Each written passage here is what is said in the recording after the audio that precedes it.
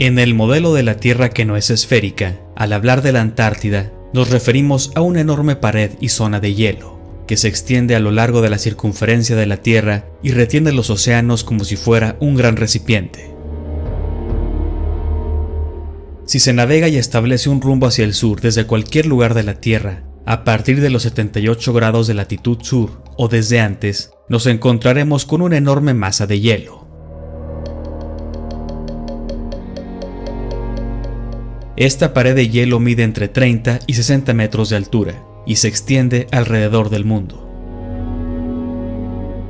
La barrera de hielo, a la que se hace referencia con tanta frecuencia en los relatos de las regiones antárticas, es el frente de la enorme cubierta de glaciares, o casquete de hielo, que al acumularse en vastos campos ondulantes, debido a las fuertes nevadas, y finalmente alcanzar cientos, si no, miles de pies de espesor, se arrastra desde el continente de la Antártida hacia el mar polar. La barrera de hielo, aunque forma parte del casquete de hielo principal, se presenta al navegante que tiene la audacia suficiente para acercarse a su temible frente, como una pared sólida y perpendicular de hielo de mármol, que se extiende entre 1000 y 2000 pies de espesor, de los cuales de 100 a 200 pies se eleva por encima, y de 800 a 1800 pies se hunde por debajo del nivel del mar.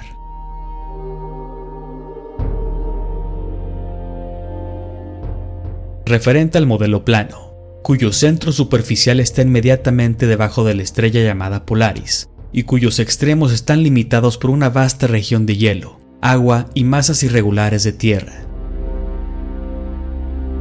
Todo termina en niebla y oscuridad, donde la nieve y el granizo torrencial, el aguanieve penetrante, los vientos bulliciosos, las tormentas aullantes, las olas que se elevan enloquecidamente y los icebergs que chocan son casi constantes.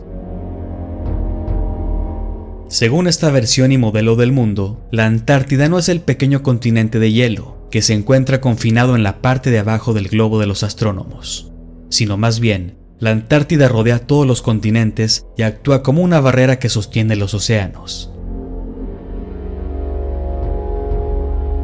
Pero hay aún muchos misterios relacionados a este tema, que no tienen respuesta para la mayoría de los que vivimos en este mundo. ¿Hasta dónde se extiende el hielo? ¿Cómo termina? ¿Y lo que existe más allá? Son preguntas a las que ninguna experiencia humana actual puede responder.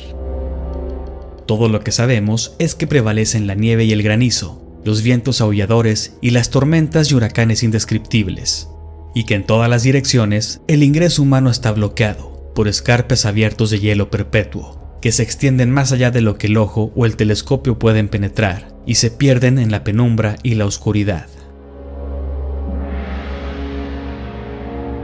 Antes de llegar al muro de hielo de la Antártida, navegando por los cada vez más agitados océanos del sur, los exploradores, según lo que describen, se encuentran con las noches más largas, oscuras y frías, y con los mares y tormentas más peligrosos de la Tierra. Vasco da Gama, un explorador portugués de principios del siglo XVI de los mares del sur, escribió: «Las olas se elevan como montañas en altura, los barcos se elevan hasta las nubes y aparentemente son precipitados por remolinos circulares al lecho del océano. Los vientos son de un frío penetrante y tan bulliciosos que rara vez se puede oír la voz del piloto, mientras que una oscuridad lúgubre y casi continua aumenta enormemente el peligro».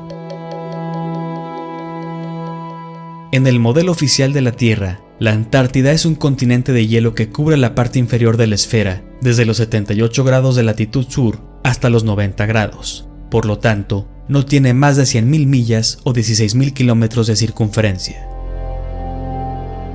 En 1773, el capitán James Cook se convirtió en el primer explorador moderno que se sabe que atravesó el círculo polar antártico y alcanzó la barrera de hielo. Durante 3 viajes, que duraron 3 años y 8 días, el capitán Cook y la tripulación navegaron más de 60.000 millas o 100.000 kilómetros a lo largo de la costa antártica y nunca encontraron una entrada o un camino más allá de la enorme pared glacial. El capitán Cook escribió: «El hielo se extendía hacia el este y el oeste mucho más allá del alcance de nuestra vista, mientras que la mitad sur del horizonte estaba iluminada por rayos de luz que se reflejaban en el hielo a una altura considerable. De hecho, era mi opinión que este hielo se extiende hasta el polo, o tal vez se une a alguna tierra a la que se ha fijado desde la creación. El 5 de octubre de 1839, el explorador James Clark Ross inició una serie de viajes a la Antártida que duraron un total de 4 años y 5 meses. Ross y su tripulación navegaron 2 buques de guerra fuertemente blindados, miles de millas, perdiendo muchos hombres a causa de los huracanes y de los icebergs, buscando un punto de entrada más allá de la pared glacial del sur. Al enfrentarse por primera vez a la enorme barrera, el capitán Ross escribió sobre el muro, que se extiende desde su extremo oriental hasta donde alcanza la vista hacia el este. Presentaba un aspecto extraordinario, aumentando gradualmente de altura a medida que nos acercábamos a él, y al final resultó ser un acantilado de hielo perpendicular, entre 150 y 200 pies sobre el nivel del mar, perfectamente plano y nivelado en la parte superior, y sin fisuras ni promontorios en su cara plana hacia el mar.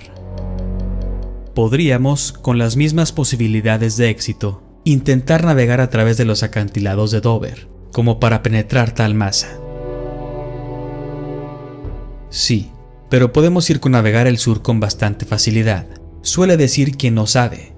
El barco británico Challenger completó recientemente el circuito de la región sur, indirectamente sin duda, pero tardó 3 años en hacerlo, y atravesó casi 69.000 millas náuticas. Un tramo lo suficientemente largo como para haberle dado 6 vueltas al mundo en la hipótesis esférica. Si consideramos ahora el hecho de que cuando viajamos por tierra o mar, y desde cualquier parte del mundo conocido, en dirección de la estrella polar del norte, llegaremos al mismo punto, nos vemos obligados a la conclusión que lo que hasta ahora se ha llamado la región del Polo Norte es realmente el centro de la Tierra. Si la Tierra fuera lo que nos han enseñado, entonces cada línea de latitud al sur del Ecuador tendría que medir una circunferencia cada vez más pequeña a medida que se viaja hacia el sur. En otras palabras, la circunferencia a 10 grados de latitud sur comprendería un círculo más pequeño que en el Ecuador. 20 grados de latitud sur comprendería un círculo menor a 10, y así sucesivamente. Sobre el principio, como lo enseñan las escrituras, y la observación común, de que el mundo no es un planeta, sino que consiste en vastas masas de tierra extendidas sobre mares nivelados, siendo el norte el centro del sistema. Es evidente que los grados de longitud aumentarán gradualmente en ancho todo el camino desde el centro norte hasta el límite helado de la gran circunferencia sur. Como consecuencia de la diferencia entre la extensión real de las longitudes y la permitida por las autoridades náuticas, diferencia que, en la latitud del Cabo de Buena Esperanza, se ha estimado en un gran número de millas, muchos capitanes de barcos han perdido la cuenta y muchos barcos han naufragado. Los capitanes de barco, que han sido instruidos en la teoría del globo, no saben cómo explicar el hecho de que obtengan tanto provecho de su rumbo en las latitudes del sur, y generalmente lo atribuyen a las corrientes. Pero esta razón es inútil, porque aunque las corrientes pueden existir, generalmente no corren en direcciones opuestas, y los barcos naufragan con frecuencia, ya sea que naveguen hacia el este o hacia el oeste. El capitán James Clark Ross, durante sus viajes alrededor de la circunferencia antártica, a veces escribía desconcertado en su diario por cómo se encontraban casi siempre fuera, de acuerdo con sus cartas, afirmando que se encontraban a un promedio de 12 a 16 millas fuera de sus cálculos todos los días, algunos días tanto como 29 millas.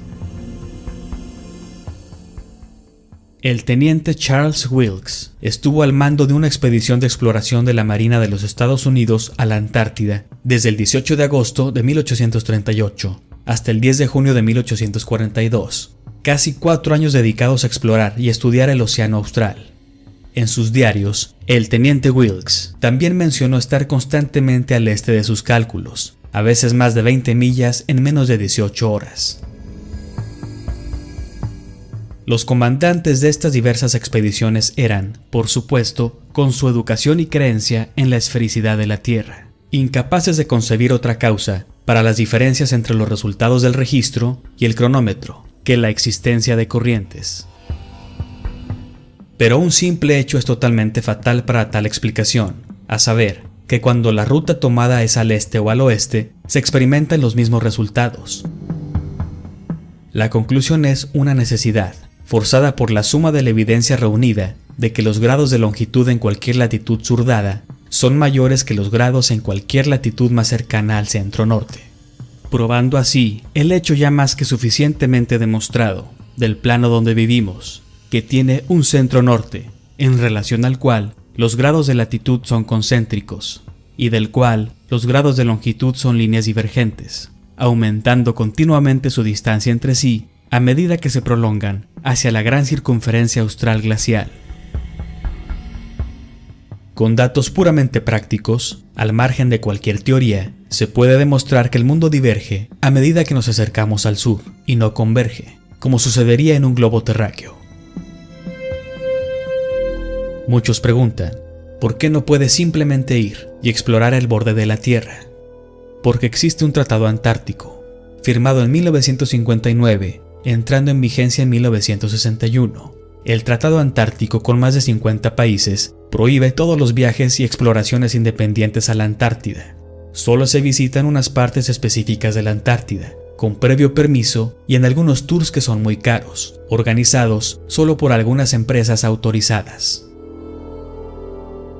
La realidad es que nadie puede ir libremente a la Antártida. Hay vigilancia militar constante, tanto en el Polo Norte como en la Antártida. No sabemos qué secretos estén ocultos, ya que no se puede pasar por aire o mar, según informes de pilotos y capitanes a los que se les impidió el paso, y fueron escoltados de regreso. Veamos cómo se ve la Antártida o Polo Sur en Google Earth.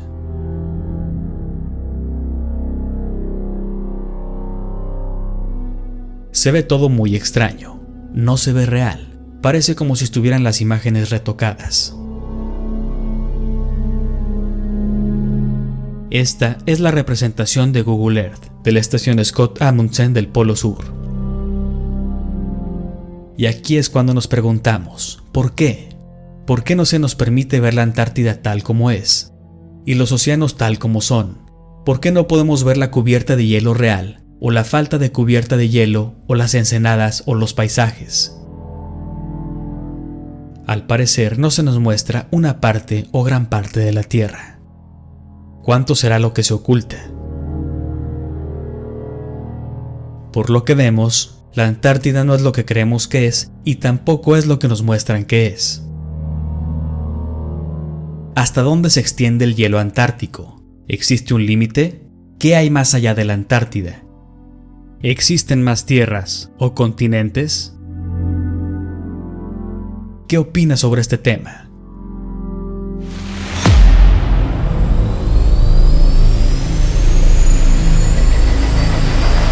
Si te gustó el video, suscríbete a Nauf, compártelo y no te pierdas los futuros videoreportajes.